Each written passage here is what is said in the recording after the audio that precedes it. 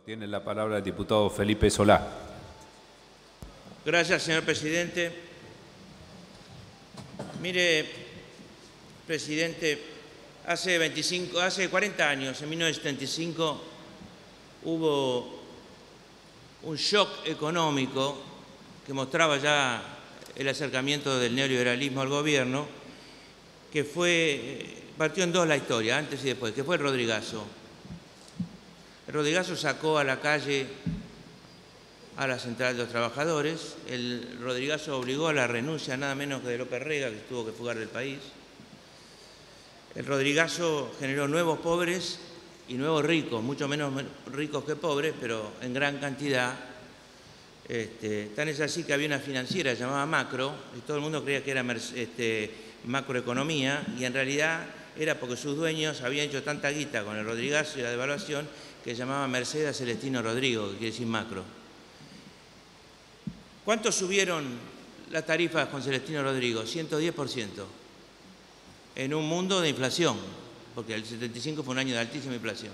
Es decir, no es 110 en un mundo de paridad, digamos, de precios tranquilos. Bueno, ahora se habla normalmente de un pueblo mucho más empobrecido que aquel y con mucho menos trabajo que aquel, con mucho menos seguridad sobre que al llegar a cierta edad uno conseguía trabajo, en otro mundo, como era el mundo del 75, y ahora se habla del 400% como concesión graciosa frente a las protestas. Yo celebro, y lo digo con el debido respeto, que el diputado Sánchez quiera transformar lo que es una derrota fenomenal política, de cálculo.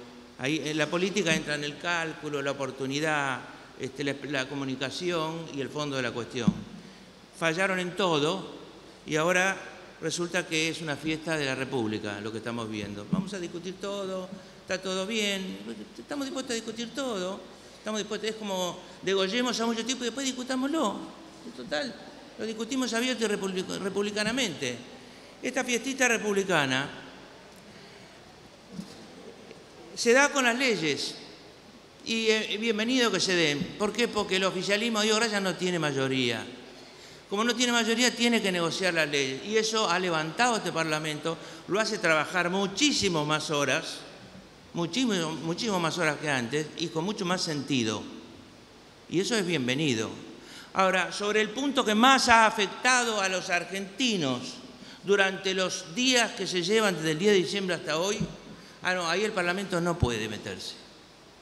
Ahí la fiesta republicana se fue a la mierda. No se puede meter. Ahí no, es como el loro que decía, jódanse, mientras todos se inundaban y cuando el agua le llegó a él dijo, no jodamos. Bueno, acá ustedes dicen, no jodamos.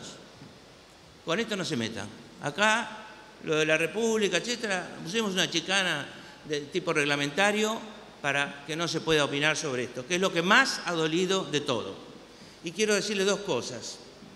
En primer lugar, pasen a retirar los cadáveres de los supuestos defensores de los usuarios que están en el ENRE, en el Enargas y en el ETOS, porque o se murieron o son cómplices. Pensemos bien, retiremos los cadáveres.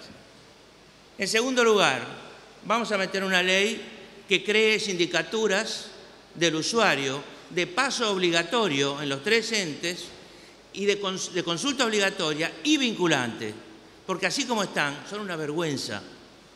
En tercer lugar, los argumentos del gobierno son argumentos absolutamente equivocados, pero además son argumentos que muestran ignorancia sobre cuál es el entramado social, sobre cuál es el salario mínimo, el salario medio promedio de la Argentina, de las tres Argentinas, de la Argentina con trabajo, de la Argentina de la economía popular y de la Argentina sin laburo. Y si quiere le agrego la de los jubilados. No tiene nada que ver los cálculos que ha hecho el señor Aranguren y que ha aprobado el presidente Macri. Por lo tanto, esto es una medida absolutamente de Macri. No se podía esperar otra cosa de Aranguren, ¿no? ¿Qué esperaban de Aranguren? ¿Que se desviviera por la tarifa social? No, estaba escrito. Entonces, esto es una medida de Macri, ¿no es cierto?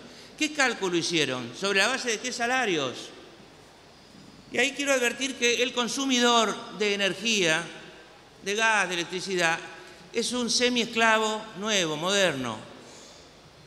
No tiene absolutamente ningún poder individual. Ninguno. Necesita que lo defiendan los representantes del pueblo o los que tienen el destino de representarlo y controlar, como en los entes de control. Los representantes del pueblo están acá, ahora se ponen a morfar, pero están acá, no lo defienden. Los que deben defenderlo más no lo defienden, prefieren defender al gobierno antes que a los consumidores que no tienen ningún poder. Son esclavos de Edesur, son esclavos de Edenor, son esclavos de las distribuidoras de gas. No tienen ninguna posibilidad de cambiar nada. Y ahí viene un tema muy importante. Cuando se dice ahorren, supongamos que en un esfuerzo fenomenal, en luz y en gas se ahorra el 15%, que es muchísimo. Es muchísimo, que es un cambio de hábitos total. Muy bien. Ese 85% que queda, ¿qué es?